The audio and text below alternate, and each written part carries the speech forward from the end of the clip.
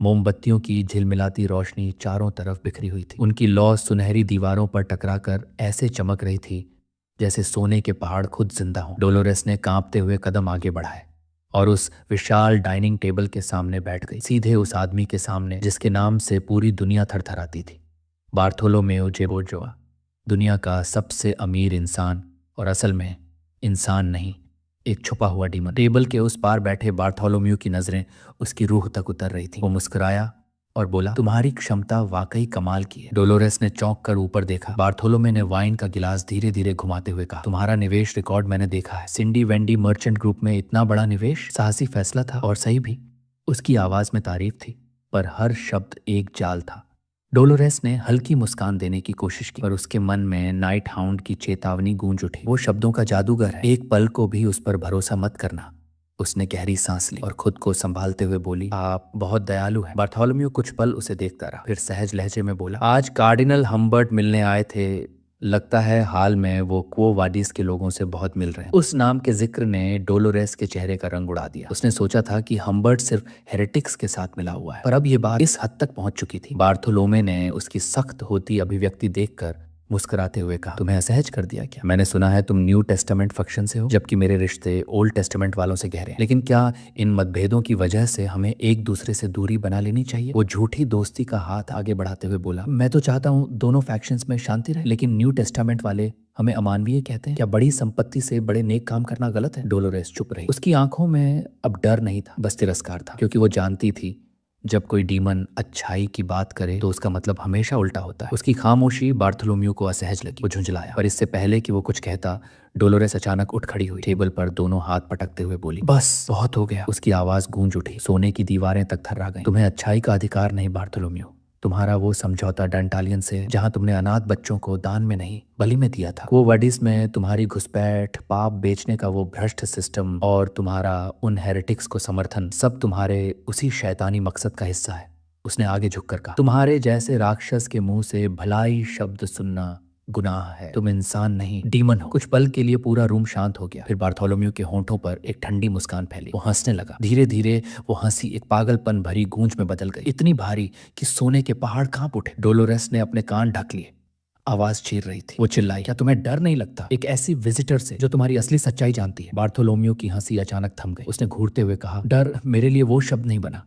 बार्थोलोमेओ अपनी कुर्सी से उठा। उसका विशाल शरीर मोमबत्ती की हल्की रोशनी में और भी डरावना लग रहा था। वो डोलोरेस के बिल्कुल सामने खड़ा था। उसकी आवाज अहंकार से टपक रही थी, दुनिया में ऐसा कौन सा इंसान है जो मुझे डरा सके? अगले ही पल वो पलक झपकते ही उसके सामने था। उसका चेहरा अब इंसान का नहीं, मॉन्स्टर का था। भयावह हंसी के साथ उसने डोलोरेस की ठोड़ी पकड़ी। उसकी पकड़ इतनी ठंडी और भारी थी कि डोलोरेस की सांस थम गई। पर तभी कुछ बदल गया। बार्थोलोमेओ का चेहरा सख्त पड़ गया।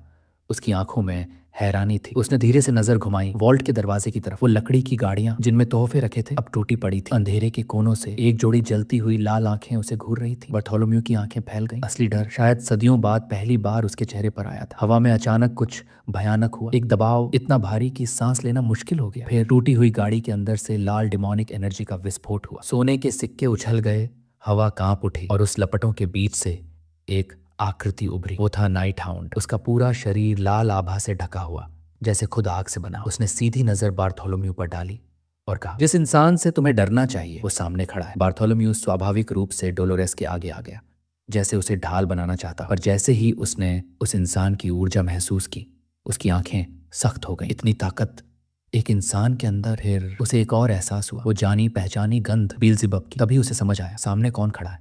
वो बोला, तो तुम वही हो नाइट हाउंड, वो रहस्यमयी इंसान जिसने कैपिटल को हिला रखा। नाइट हाउंड ने धीरे से तलवार निकाला। वो थी बीलज़ेबब, एक दैत्तिक तलवार जो लाल रोशनी में चमक रही थी। उसने शांत लेकिन ठंडी आवाज में कहा, बार्थोलोमेओ जे बोर्जोआ, बोर्जोआ परिवार का हेड, मैं तुम्हारे लिए आया हूं। अगले ही पल सब कुछ थम गया। फिर नाइट हाउंड सोने के पहाड़ पर चढ़ा। एक सिक्के में उसकी मास्क वाली परछाई झलकी और वो छलांग लगाकर हवा में उड़ा। तलवार ऊपर उठी हुई, उसकी आवाज गूंजी, मैं आया हूं उस कॉप्स फ्लैश डीमन को खत्म करने। उनकी टक्कर के साथ पूरा वॉल्ट हिल गया। सोने के पहाड़ बिखर गए, सिक्कों की बरसात सी होने लगी। डोलोरेस ने तुरंत अपने चारों ओर सुनहरी रोशनी की ढाल बना। बार्थोलोमेओ ने जरा भी असर नहीं दिखाया। वो बस मुस्कुराया, अच्छा है, तलवार चलाना जानते हो? नाइट हाउंड ने पलट कर वार किया, पर बार्थोलोमेओ ने हवा में हाथ उठाया और उसकी मुट्ठी में एक तलवार बनी। डेमोनिक स्वॉर्ड, जलती हुई, भयानक। तुम्हें लगता है सिर्फ तुम लड़ना जानते हो, वो बोला। दोनों के वार बिजली की तरह टकराए। हर टक्कर से हवा में सुनहरी और लाल चिंगारियां उछलती। नाइट हाउंड ने बिजली जैसी तेजी से हमला किया, पर बार्थोलोम्यू हर वार रोक रहा था। हर डिफेंस सटीक, हर काउंटर घातक। नाइट हाउंड कुछ कदम पीछे हट गया। उसकी नजर बार्थोलोम्यू की तलवार पर टिक गई और वो जम गए। वो तलवार बलमुंज, बस्करविले परिवार की दैत्यिक तलवार, वो जो सदियों पहले सील कर दी गई थी, अब बार्थोलोम्यू के हाथ में थी। उसने धीमी हंसी के साथ कहा, मेरे जवानी के दिनों में बास्करविल परिवार के पुराने पेट्रियार्क ने मुझे अपना शिष्य बनाना चाहा था। उसी ने ये तलवार मुझे दी थी। बलमुंज, उसकी आंखों में घमंड था। तुम्हारा मुझसे लड़ना, तुम्हारी बदकिस्मती। फिर वो छलांग लगाकर हवा में उठा। बलमौंज आग की तरह दहक रही थी। वो नाइट हाउंड पर टूट पड़ा। नाइट हाउंड ने तलवार उठाई, वार रोका, धातु से धातु टकराई। आवाज वॉल्ट की दीवारों में गूंज उठी। हर वार के साथ लाल और सुनहरी रोशनी एक दूसरे में समा रही थी। एक तरफ शैतान की ताकत, दूसरी तरफ इंसान की दृढ़ता। बार्थोलोम्यू गुर्राया, एक इंसान कैसे जानता है मेरी असली पहचान? कैसे मारा मेरे साथियों को? वॉल्ट के अंदर गूंजती तलवारों की टकराहट अब किसी युद्ध जैसी नहीं, किसी न्याय जैसी लग रही थी। हर वार, हर चिंगारी ये चिल्ला रही थी, अब ये खेल खत्म होने वाला है। बार्थोलोम्यू ने एक गहरी सांस ली। उसकी डिमोनिक तलवार और भी तेज लाल रोशनी में जल उठी। वो पूरी ताकत से आगे बढ़ा। हवा कांप उठी और फिर तलवार ने अपना निशाना पा लिया। धातु का वो वार सीधा नाइट हाउंड के सीने के आर पार चला गया। डोलोरेस चीख उठी, नाइट हाउंड! उसकी आवाज वॉल्ट की दीवारों से टकराकर गूंज उठी। सोने के फर्श पर लाल छींटे फैल गए। बार्थोलोम्यू के चेहरे पर एक विजयी मुस्कान थी।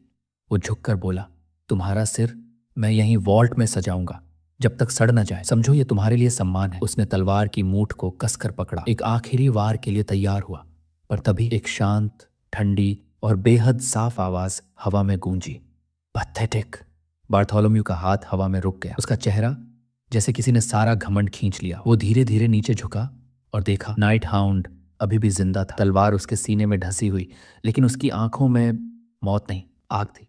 वो बोला, तुम पैथेटिक हो क्योंकि जीतने के लिए तुम्हें इतनी गंदी तलवार की जरूरत पड़ी। बार्थोलोम्यू की सांस रुक गई। नाइट हाउंड ने आगे कहा, और वो पुराना बास्करविल हेड, वो भी उतना ही पैथेटिक था, जिसने अपने खानदान का खजाना तुम जैसे को सौंप दिया।